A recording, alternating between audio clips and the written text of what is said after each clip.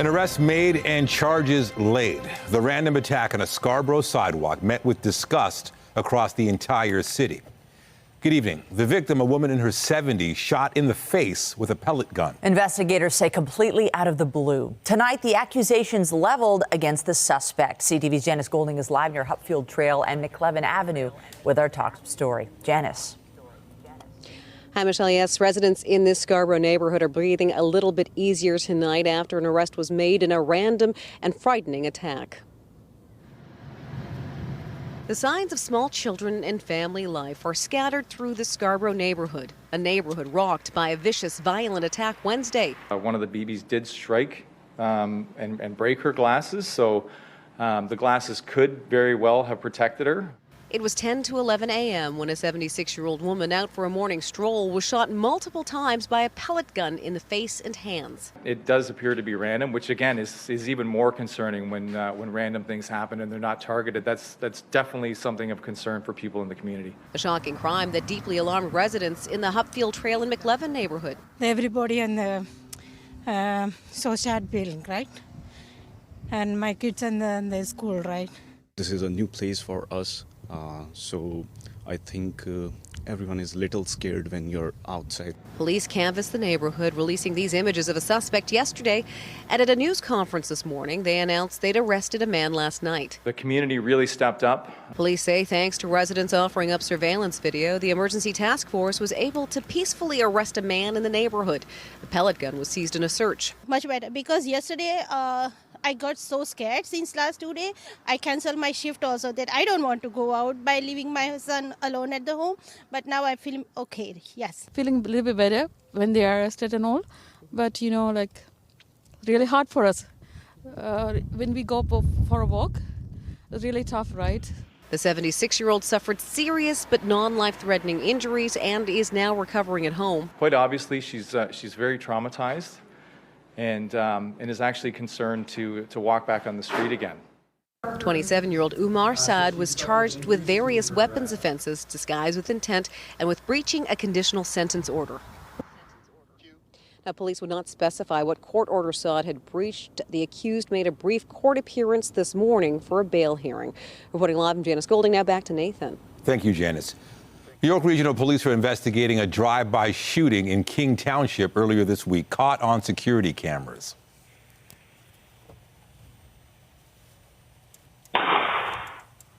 On Tuesday night, police were called to the sound of gunshots near Highway 27 and Fairmont Ridge Trail. A resident says someone had shot at their house. Bullet damage was found on a vehicle in the driveway. Police shared images of a suspect vehicle and footage of two persons of interest. Anyone with information is asked to contact investigators. More than a year after a boy's death at a Burlington home, police have laid charges against his prospective adoptive parents. This story dates back to December of 2022. Halton police say they were called to a home in Burlington where a 12-year-old boy was found without vital signs. The Child Abuse and Sexual Assault Unit was called in, and now 42-year-old Brandy Cooney and 44-year-old Becky Hamber face charges of first-degree murder and failure to provide the necessities of life. Both accused face charges including assault last year connected to the boy's younger sibling. A man was rushed to hospital with serious injuries this afternoon after a crash in East Gwillimbury. This was the view from the CTV News shopper near the 404 and Queensville Side Road. A truck could be seen after apparently colliding with a van. York Regional Police reported a two-vehicle collision just after 1:30 p.m. Highway ramps remain closed in the area while first responders are on the scene. Straight ahead, the new rules affecting your next takeout order. Plastic utensils now by request only. The push to cut down on waste. But does it also reduce convenience? But first, a live look outside on this Friday evening as we start the first weekend of a new month. Is the beginning of March shaping up to be a mild one? That's the question. Jessica Smith is here with a look at the current conditions. Hey, Jess. Hey, it's going to be a pretty nice weekend. We are looking at a little rain. You can see it behind me right now. The system kind of slowly moving in. The bulk of it will be tracking up the Atlantic coast, but we will see just a hint of shower activity to end our day today and to step into the day tomorrow. But for now, it is quite mild. We're sitting between about 6 and 10 degrees around the Golden Horseshoe, a little cooler the further east you go. But tonight, it is going to be pleasant until we get through the early morning hours when we watch for some active weather. Temperature-wise, though, through the island over towards Pearson, between 6 and 7 degrees, a very light wind, and then we watch for showers to roll in as we get past midnight and carry us into the start of our weekend. Coming up, I'll have a full look at your long-range forecast as we settle into a brand new month, but right now it's over to Michelle and Nathan. Thank you, Jess. His list of achievements is considerable, many of them still impacting Canadians today. The nation is preparing to honor the late Brian Mulroney, a man considered by many to have been a visionary and a political giant. CTV's Judy Trin reports. Flags at half-mast. The House of Commons is in mourning. Canadians and all the members of this House are lamenting the loss of a great patriot. The former Prime Minister was an unconventional politician from the start. Before he was even an MP, he ran for the leadership of the Conservative Party. In 1976, he lost to Joe Clark, but beat him in '83. Clark says they put their work before their rivalry. There were times that was tough after both campaigns. It's more fun winning than losing. But we both made a point after he won the leadership to recognize that we would better serve the country and ourselves together. La famille de Charlie. Mulroney came from working-class roots in Baie-Comeau, Quebec. The son of a paper mill electrician, he became a labor lawyer and was fluently bilingual. He was himself from a minority. He was Anglo in Quebec, while I was Franco in the rest of the land. And, but it was possible coming from rural Quebec to move up the ladder to be Prime Minister of Canada, as he was, very successful one. In this 2007 W5 documentary, Mulroney spoke about his experience of leading Canada for nearly a decade. I knew that we were going to encounter some difficulties. Plus, we had guided the country through a recession, the GST, free trade, NAFTA, the Gulf War, you name it, a lot of controversy. Kim Campbell, who succeeded him, says Mulroney was always willing to listen. He was initially against free trade and didn't know much about fighting acid rain, yet he brought in both policies after seeing the evidence. That ability to rethink something and to learn and to be open and to be respectful of well-founded knowledge was a very great strength of his and something very admirable. But don't forget the intangibles. Mulroney, a proud Irish Catholic with a velvety voice that he used to charm the world's biggest superpower. Sure they'd steal your heart away. Big dreams, big bold gestures is very much was his style, and I don't think we don't have that kind of political sort of presence on the Canadian stage today. Brian Mulroney had been battling cancer before his fall and hospitalization. He was 84 years old. A state funeral is being planned for later this month. Judy Trin, CTV News, Ottawa. Brian Mulroney knew just about everyone of a certain political age, including many at Queen's Park. The former Prime Minister being remembered not only for his policies, but his personality. CTV's Queen's Park Bureau Chief Siobhan Morris is live with more. Siobhan. Well, Premier Doug Ford says he always felt lifted up after a conversation with Brian Mulroney, that he felt energized, reinvigorated, like he could go out on the campaign trail even if he'd had a tough day. It's those kinds of personal connections that friends and political adversaries say he was an expert at forging. The flags outside the Ontario legislature lowered, a tribute to a political icon, remembered and respected for his dedication. He had two loves, his family and his country, and that really shone through in everything he did. Brian Mulroney held hands with daughter Caroline on her wedding day. He's like her mom. Counseling her through her own political ambitions. We talk. Fathers and daughters talk. She now serves as a cabinet minister in the Ontario provincial government. A spokesperson for Caroline Mulroney says Brian Mulroney's 4 children and his wife Mila were at his side when he died at 5 p.m. Thursday. He'd been hospitalized after a fall at his home in Palm Beach, Florida. He was a mentor, an advisor, and just a good friend. Offering not only advice and encouragement, but entertainment too. I called him up and he sang to my mom. And then she was a puddle on the floor after that because he was such a charming individual. The kind of call that wasn't uncommon. For him, a telephone was a musical instrument. Though they butted heads over free trade, former Premier David Peterson says Mulroney had undeniable charisma and a knack for connection. He was the first guy to phone and say, I hear your mom's sick, or is there anything I can do to help? He spent a lot of time connecting with people in a very generous, personal way. It's something Toronto Mayor Olivia Chow experienced when the then Prime Minister sent well wishes on a big day. He gave my father-in-law that note to congratulate Jack Layton and I getting married. Mulroney helped them understand the importance of extending a hand. It doesn't matter which party you're from, you come together for the common good. That was one lesson that both myself and my late husband Jack Layton have learned. We should be working together on this one because... Including with then New Democrat Bob Rae when he was elected premier. Despite their different political stripes, their relationship was close. He was not a distant guy. He was a full-on player. And that, I think, is how I shall always remember him, and really enjoyed his leadership and his company, even when we, as I said, even when we disagreed. The provincial government says they will be setting aside some time to pay tribute to the late Prime Minister. They're just working on the timing right now. Reporting live from Queen's Park, I'm Siobhan Morris. Michelle, back to you. Thank you, Siobhan. And you can read more tributes to Brian Mulroney on our digital platforms. Visit ctvnews.ca and download the CTV News app. The Premier's comments came as he announced the latest in a series of building bonus checks. The province is giving Belleville $1.2 million for exceeding its 2023 target for building housing. Welland and Whitchurch Stouffville also got cash infusions from the Building Faster Fund today. This follows bonus checks of $25 million for Brampton and $114 million for Toronto.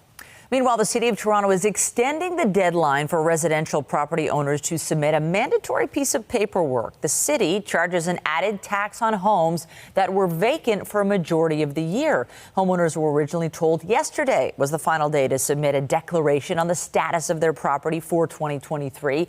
But that date has now been pushed back a few weeks to March 15th. Homeowners can make their declarations online or in paper form. More Toronto library services are coming back online as recovery efforts continue from last year's cyber attack. In a big step, the Your Account tool is up and running on the TPL website. Users can now search the catalog, place holds, renew items, and more. And it looks like Torontonians were glad to have the service back. The library said because so many people tried to access the site at once, it caused some technical issues. It's the new push to cut out plastic waste. CTV's Mike Walker has what you need to know before your next takeout order. Starting today, takeout will look a little different. There you go. Can I get you any utensils? No.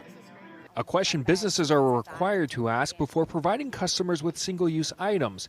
Under a new bylaw, this bakery manager welcomes. I think it's really great to be able to encourage people to be sustainable. Toronto's new single-use and takeaway items bylaw covers items like utensils, straws, napkins, and paper shopping bags. I think it's a good thing to be asked. I think waste is should be reduced. Frankly, I'm surprised that they need a bylaw because that just seems to me to be common sense. The city opting not to ban single-use items, rather looking to encourage the use of reusable items as part of an effort to reduce waste. We really felt like this was a bylaw that not only places onus on the business, but also on the consumer. We find a lot of these products are ending up as litter on our streets, in the environment, and making it into our waterways. Restaurant owner Maniram Panwar believes the bylaw is not much of an ask. 99% our customer, they don't ask for the cutleries. They don't ask for the napkins. Businesses like his will also be required to accept a customer's reusable bags and cups, something Panwar said he started 3 years ago. Really good for saving little money for the businesses and saving for the environment as well. then it's not going to be thrown in the street or anywhere. That's a good step, actually. If businesses don't comply, fines are set between $500 and $100,000. It's costing the city $450,000 to implement and enforce the bylaw. The city will explore expanding the bylaw to large event venues in the future. Mike Walker, CTV News. More than 1 billion people are now considered obese. This epidemic is causing at least 5 million deaths every year and millions of years of lives lived with disability. Health systems cannot cope. 1 billion people means many people affected by cardiovascular disease, type 2 diabetes, kidney disease, plus really the standard of living being affected. The World Health Organization and an international group of researchers estimate there were 870 million obese adults globally between 1990 and 2022. The rates doubled for men and tripled for women. 159 million children were also considered obese during that time. The rates for that group quadrupled. In Canada, 4 million women were considered obese. The rate was higher for men at 4.4 million. The study also estimates 280,000 girls were affected by the condition, as well as 380,000 boys. Experts say obesity is so prevalent, it has become more common than being underweight in most countries. The quarterback of the Toronto Argonauts is denying accusations he harassed a former strength and conditioning coach. On X, Chad Kelly said, "I am shocked by the allegations which have been made against me. I absolutely deny these events and intend to vigorously defend myself and will be seeking the dismissal of the action." The complainant filed a lawsuit last week alleging she was subjected to unwanted romantic advances and threatening language.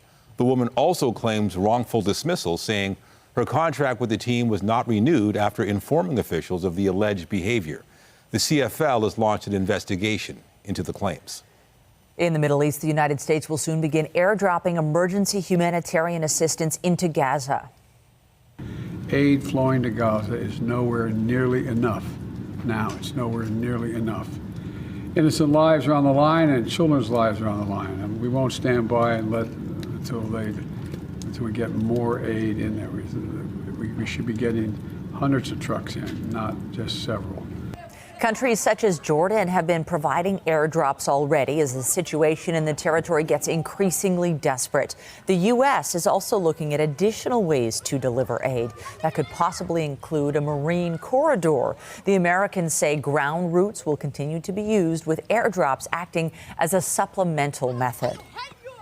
Biden's announcement comes a day after Gaza's health ministry says at least 115 Palestinians were killed and more than 750 others injured. Witnesses say Israeli troops opened fire as huge crowds raced to pull goods off an aid convoy. The Gaza City hospital that treated some of the wounded says more than 80% had been struck by gunfire.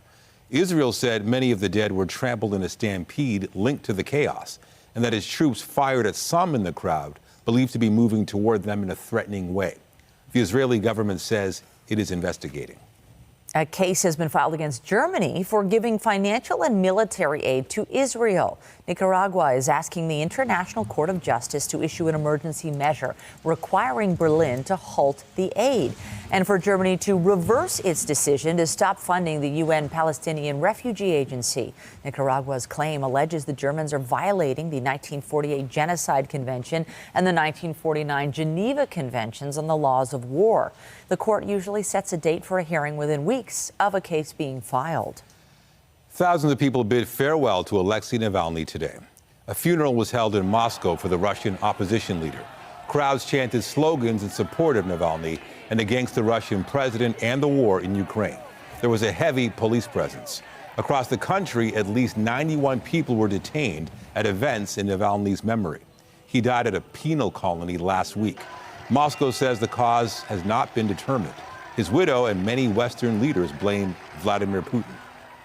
Italy's Prime Minister will be in Toronto tomorrow. Today, Giorgia Meloni was a guest of U.S. President Joe Biden at the White House. While in our city, she will meet with Prime Minister Justin Trudeau. The two leaders are due to discuss the wars in Ukraine and the Middle East, as well as cooperation with African partners. It will be Meloni's first visit to Toronto since being elected in 2022. In Bolivia, tempers flared during a debate in Parliament this week.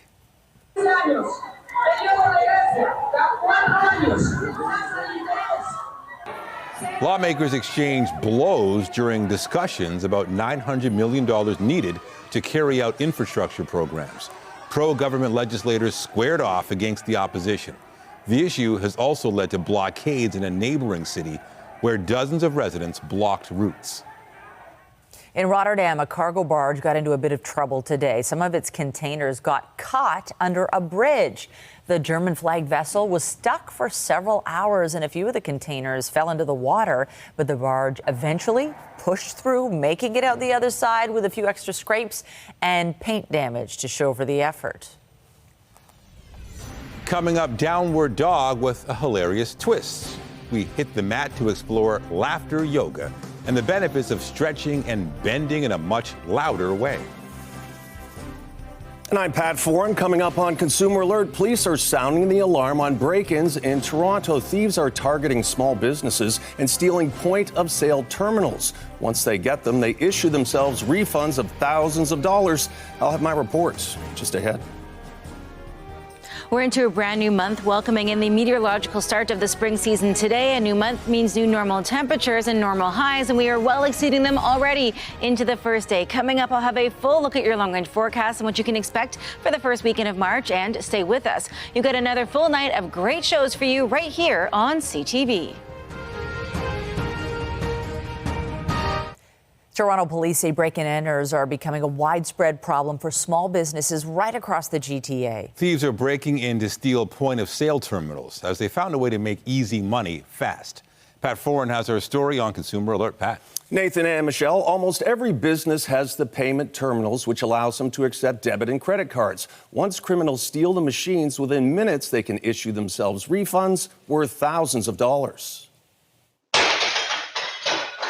There has been a 40% increase in break-and-enters over the past 6 months in Toronto. In many cases, thieves know exactly what they want, point-of-sale terminals.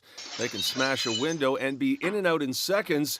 Deputy Mayor Mike Cole calls the terminals ATMs for criminals and organized a summit to deal with this surging crime. They're looking for help. They want to work with the police. They want to make some changes. But anyways, we're going to work with them because we just can't have criminals kicking in front doors all over the city. More than 300 businesses had their terminals stolen last year. It happened to this restaurant owner twice. Smashed glass, so a lot of cleanup. We lost our point of sale terminal, and there was theft involved with that as well. Once a criminal gets a machine, they issue refunds to debit and credit cards, and some businesses have lost as much as $50,000. The summit also included the companies that operate the payment systems. Manera says the criminals are organized and have in-depth knowledge of refund fraud. It's often more sophisticated groups who would be able to take advantage of something like that. This isn't just a, smash and grab and then make a refund. There are some things store owners can do to try and prevent the crime, such as setting refund limits and locking up the terminals at night. By ensuring that these terminals are used properly, that passcodes are put on them, and that they're secured, can greatly decrease the ability for these thefts to be successful. Cole is calling for more help for businesses that have been victimized and harsher penalties for break-and-enter crimes. When the police catch these guys, they're out in 5 minutes. What we need is laws that take break-and-enters as a serious criminal act. And when businesses lose money to refund fraud, sometimes they're reimbursed, but sometimes they're not. And many don't want to make an insurance claim because they don't want their premiums to go up. On your side, I'm Pat Foran. If you have a consumer story idea, email us at alert@ctv.ca. The Raptors will try to get back in the win column tonight when they host Golden State. Clock down. Washington. Doncic. And a triple-double for Doncic on his birthday. Toronto is coming off a 136-125 loss to the Dallas Mavericks on Wednesday. The defeat snapped the Raptors' season-high 3-game winning streak. The Warriors have won back-to-back games. In Glasgow, Sarah Mitten won gold at the World Athletics Indoor Championships, and she set a Canadian record. The Nova Scotia shot put her through 20.22 meters on her 6th and final attempt. Mitten initially set a new national record on her 4th throw at 20.2. That would have been good enough to secure the gold. She is the reigning Commonwealth and Pan American Games champion. The 27-year-old competed in 4 events leading up to the Indoor Championships in Scotland. Way to go. Impressive. And this was an impressive day weather-wise. We had some sunshine and it was mild, and we got some mild days ahead too. Yeah, it felt like a pretty good start to the month. Nothing, unusual going on. Right, we had a pretty quiet start to March. It was a roller coaster of emotions and forecasts. When we got through the end of February, we set records, we saw wicked wind chills, we saw damaging wind, but settling into at least the first few days of March, it will be decent. Weather is brought to you by Train, the most reliable heating and cooling brand. It's hard to stop a train. We have seen a lack of wintry weather for the most part as we've kind of wrapped up the winter season, but we are looking at a beautiful evening ahead of us as we kind of settle into the start of the meteorological start to the spring season. Now, we have 2 starts to spring, right? We have the meteorological start that goes in temperature trends, and we have the astronomical start on the 19th, and that's the Earth's position in relation to the sun. So people usually kind of focus on the 19th, but technically it is today. Temperature-wise, right now we're sitting at 6, and it is going to continue to be a really, really beautiful evening ahead of us, even with a little bit of cloud cover and active weather moving in. Temperature-wise, we'll drop down to 3. We should be at -6, but the temperature extremes are a little more vast the further east you go. We should be at -11 through Peterborough, Bancroft. They'll both be kind of between 1 and -1 as we get through our Friday evening. Kicking off your weekend, temperature-wise, we are going to be well above seasonal. This is not changing at all from the end of winter to the beginning of spring. We should be at -2 here in the city. Really, everybody kind of sitting between about 7 and 10 degrees into the day tomorrow, with the exception of our friends up in Bancroft. We are watching a low making its way in. The bulk of that, though, tracking up the Atlantic coast. So just the top of that's going to impact us here in the GTA. It is not a ton of rain, but something to note as we kind of settle in towards our weekend. I know a lot of folks probably have some outdoor plans with the warmer weather. It begins into the early morning hours, continues to until about the lunch hour, just a chance of drizzle, really. And then we're just looking at a cloudy but warm afternoon ahead of us. Getting in towards our Sunday, very much the same, minus the rain. We'll see some cloud cover throughout the day, and then that cloud deck breaks up. High pressure is going to be sitting south of us, but it will push out some of that cloud cover as we head throughout the day. And then getting into Monday, it's going to be beautiful, well above seasonal. Temperature-wise, as we get in towards our, day tomorrow through our Sunday, it only gets warmer again. We should be closer to the freezing mark to about 2 degrees, and we're nowhere near that. That rain really moves out quite early on in the day, and a beautiful Saturday ahead of us, up to 12. So we climb back into the double digits through our Sunday and our Monday. Monday likely up to 14, maybe even 15 degrees. Lots of sunshine. Another system rolls through, bringing heavier showers as we get through our Tuesday. But really and truly, as we settle into the first full week of March, it is going to be mild. And the VIP deadline in the Princess Margaret Home Lottery is midnight tonight. Buy early for a chance at the 3 VIP prizes. 3 winners will choose from a luxurious New York City getaway, or a championship tennis final at Wimbledon, or a Formula One in Brazil, or $50,000 cash. Plus, you are also in for over 20,000 incredible prizes valued at more than $19 million, including the $7.3 million grand prize featuring an incredible, breathtaking show home in King City, a Jaguar I-Pace, plus $500,000 in cash. A stunning $3.3 million Blue Mountain grand prize with a show home plus cash. A charming $2.2 million grand prize with a show home in Prince Edward County plus cash. And the $1.2 million bonus prize with a downtown Toronto condo overlooking Lake Ontario plus cash. And let's not forget the much-loved, world-famous $2.6 million early bird prize with a breathtaking Muskoka lakefront cottage plus cash. Plus, you can win big cash prizes with the 50/50 and cash calendar add-ons. Every ticket gives you a chance to win life-changing prizes and helps fund life-saving cancer research at the Princess Margaret. Make your dreams a reality. Get your tickets at princessmargaretlotto.com or by calling 1-866-631-1234. Michelle. Thank you, Jess. Well, after disruptions on the subway throughout the morning and afternoon, a number of scheduled service changes are also on deck. If you're planning to take Line 1 tonight, it will stop running after 11 p.m. between Eglinton and York Mills stations to enable construction at Lawrence Station. And if you typically take the 510 streetcar, it will divert to Bathurst Station all weekend. Replacement buses will serve Spadina Station. After the break, rough times at the Body Shop, the well-known beauty brand closing dozens of stores across Canada as it looks to restructure. A special outing for some local grade 8 students. Visiting a long-term care home, getting a chance to practice their Italian and have some fun in the process. Here's CTV's Pauline Chan. A little Italian music, a little cappuccino. It is part of the Italian program when we bring in culture and heritage of the program, and the students learn different songs, they learn the geography, and they learn cooking, card playing. And St. Norbert's Italian teacher, Susan Guido, says not all of the students come from an Italian background. There are many that are from an Italian background, but many come from the Philippines, some from the Caribbean, some from South America. This is their second visit to Villa Leonardo Gambin. The idea is for the students to practice some of their Italian when they're speaking with the seniors. Yeah, I've been making some basic sentences and it's been working out pretty well, so yeah. Do they understand you? Maybe, I'm not too sure. Sometimes I know that they understand me. Lucas Colucci comes from a family of accordion players. So my nonno plays the accordion and the tradition has been going past and now it comes to me. And I just love playing the accordion to people. I just want to show them how important the Italian culture is. And the seniors seem to love the music. I never sing it, but when I hear it, I remember the melody, the past, which is nice. It makes me feel to be young like that again. At the seniors' home, they're really sad and lonely because they don't have their kids to talk to or anyone. So us coming here is more of us to talk to them, make them more happy and cheerful. Noah Galoro helped 86-year-old Angelina Benvenuto create a Venetian mask. And the school hopes to organize another visit to Villa Leonardo Gambin with its grade 7 students in the spring. Pauline Chan, CTV News.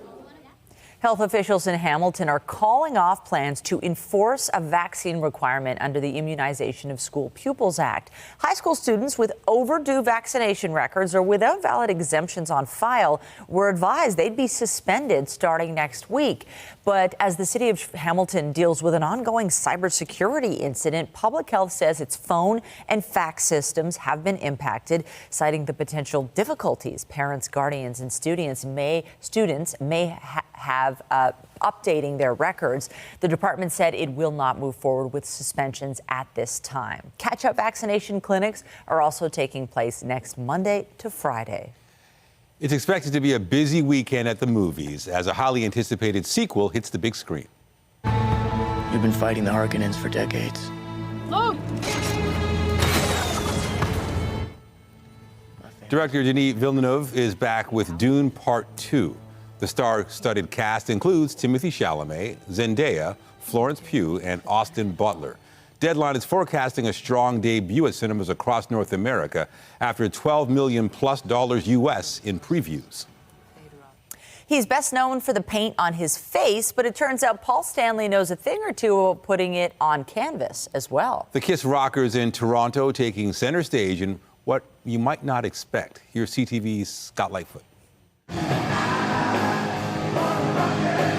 As the frontman for one of the world's biggest rock bands, Paul Stanley is used to critics. A lot of the larger pieces are just canvas that we unroll. But as a visual artist, he admits he was initially hesitant to hear what other people thought of his work. I had a few pieces that I really liked, and I hung them in my house, and people would say, "Who did that?" And I didn't sign them because I was so self-conscious. He'd been painting his own face for 50 years, but Stanley's entry into the world of painting on canvas only came about 2 decades ago, in the midst of a painful divorce. A friend of mine said to me, "You should paint." And somehow that resonated, and I went out and bought paints and canvases and basically started to purge on canvas and almost stream of consciousness using color. That stream of consciousness has now been splashed across hundreds of paintings, including more than a dozen now on display at the Peter Triantos Gallery in Yorkville.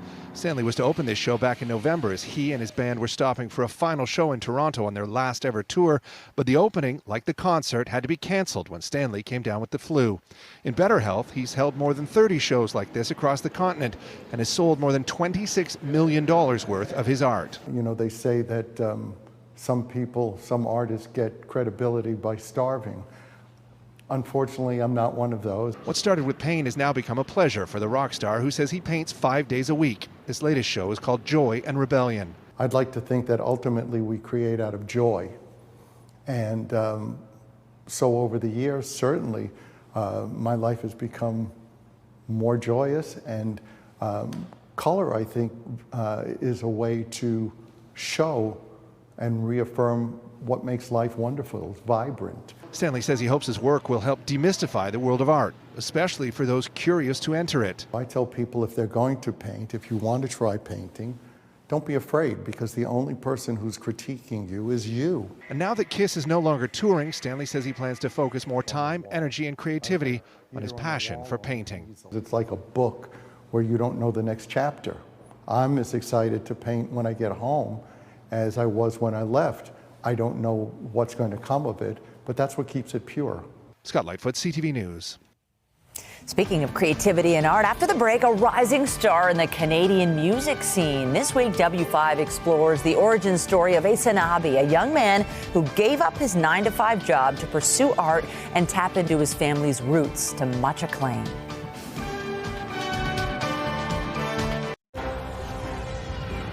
Quite obviously, she's very traumatized and is actually concerned to walk back on the street again.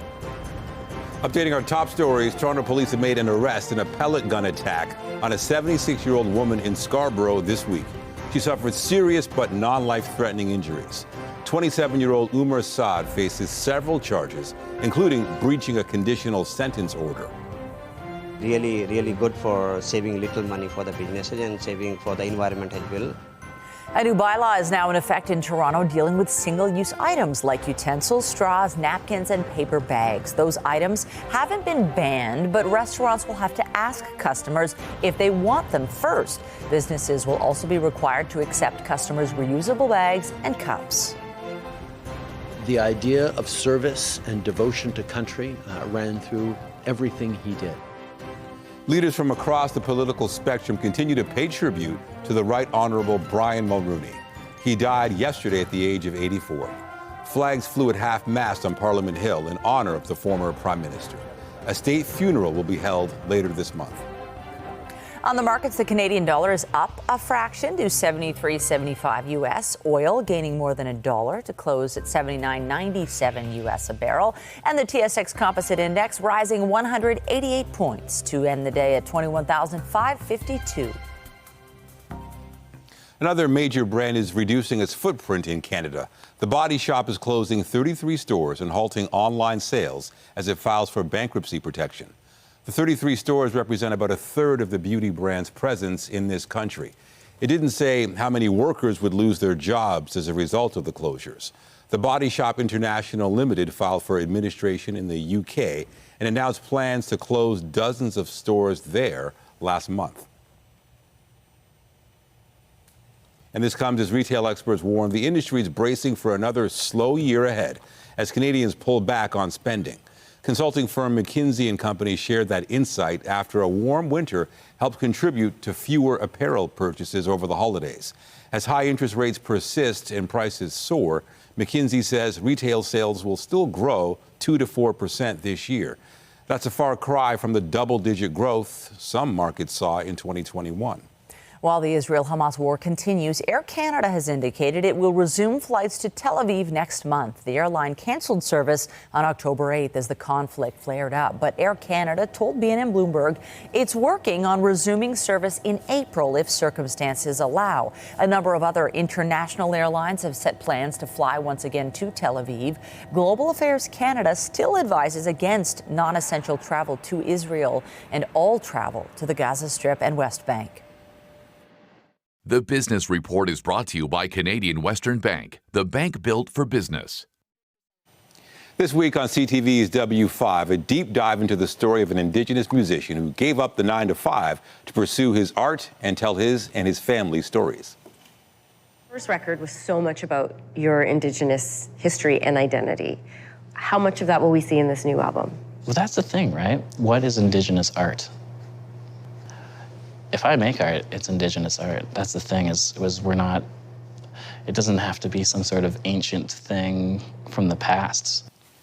W5 correspondent Anne-Marie Medawake introduces us to Aysanabee, a Canadian indie music artist with 4 Juno nominations and an incredible origin story to match his supercharged career. Aysanabee's story also has a special connection to this company. His musical career basically follows a career here at CTV. He was an online journalist. So Anne-Marie Medawake is joining us now to tell us more. Give us a sense. Who is Aysanabee? Okay, well, he would have worked in this building. He was an online journalist with us for 5 years. He's an OG Cree singer-songwriter. We haven't heard a sample of his music yet, but his voice, it just fills every space. It like knocks you against the wall. And he's got not only this incredible talent, but he also has this really incredible story. And what about his first album that broke through? What do you know about this? So he did that album in 2022, and during the pandemic when he was working here, his grandfather was in a long-term care home, and he decided he wanted to stay in contact with him. He'd call him every day, and his grandfather started to share the stories of when he was in residential school and how he met his grandmother in residential school. They're teenagers, they fell in love, they ran away, and so he recorded those conversations and then decided he would take his songwriting skills, which he's been working on since he was 12, and his grandfather's stories, and he put them together and he made this album. And that album got him a Juno nomination and got him a record deal. And this is where he grew up. Oh, wow. And his popularity in recent years, it's risen fast. Yeah. But he did, as you suggest, begin years ago, far from here in Toronto. Tell us about these cat concerts. Yeah, so there he is with his family. He lived off-grid as a young kid. And at 12 years old, he grabbed his brother's broken down guitar and he started singing and songwriting. And the only audience he had, because there was no one around, were cats. Good listeners, are they? Yeah. Yes. You know, there's also an important conversation about Indigenous artists telling their own stories. Where does Aysanabee fit into that dialogue? So, you know, he cites this example of like Killers of the Flower Moon, for example, or Reservation Dogs, where it's Indigenous people telling their own stories in their own voice, own language. And he will say, you know, I'm an Indigenous artist. When I have a breakup, which is what his next hit song is about, then that's Indigenous art. And we are more than our trauma. And this album and his success definitely improves that. Good to hear. Oh, we look forward to the story. It's great. Guys, you should hear. I want to hear his voice. I know we're keeping I listened to everybody that first in album suspense. and I wept. Really? It was beautiful. Yeah. Wait to hear it. So glad to see you in studio. Nice to see the two of you too. Take care, Anne-Marie. And you can tune in for Anne-Marie Medawake's full report, Aysanabee, tomorrow evening. It airs right here on CTV at 7 o'clock. And just ahead, it's yoga turned on its head, swapping out the typically quiet practice for a let it all out loud experience using laughter to relieve stress. Hi, Toronto. I'm Teddy Wilson. And I'm Nicole Cervinas. Welcome to Things to Know TO. Each week, this show shines a spotlight on a wide variety of local businesses, services, events, and initiatives from across the greater Toronto area. These companies are part of what makes Toronto one of the world's most vibrant cities and a great place to live, work, and play. Join us every week on Saturday mornings for Things to Know TO. And don't forget to visit our website, thingstoknowto.ca, to check out all of our great content. A different approach to yoga is asking people to show their silly side. The practice helps bring participants out of their shell while helping to relieve some stress. CTV's Colton Weens is trying it out.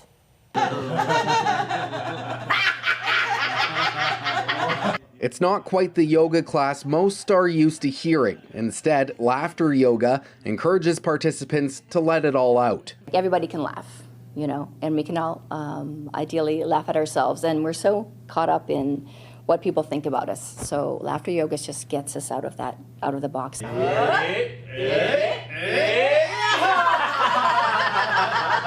Shona Snedden is a certified laughter yoga leader in Guelph. She works with people who have suffered trauma and uses the practice to show them something different. I was finding that, you know, ways to get them to open up was through doing different things that maybe are not so traditional. Sneddon holds a class in Guelph about once a month. She says some are shy at first and have even walked out, but often hearing others laugh brings them out of their shell. You choose to laugh. We don't force you to laugh.